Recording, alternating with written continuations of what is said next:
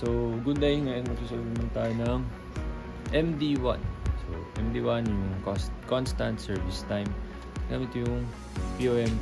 So, ito yung ating POM.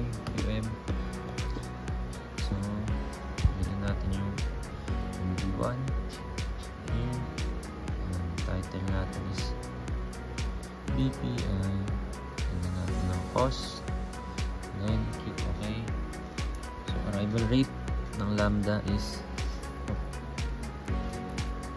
15. Ano nangyari?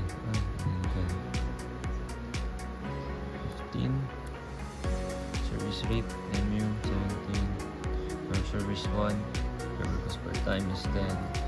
And waiting cost is 5. So, solve. Yan. Average server utilization or yung P is 88 or 0.88, which is here parehas. LQ is 3.31, LQ 3.3088 or round off 3.31. L is 4.19, nasa L natin, ito 4.19. Average waiting time 0.22. 0.22 yan.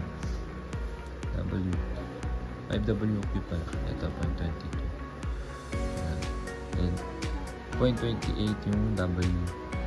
So, W yan 0.2797 kapag ni-round off 0.28.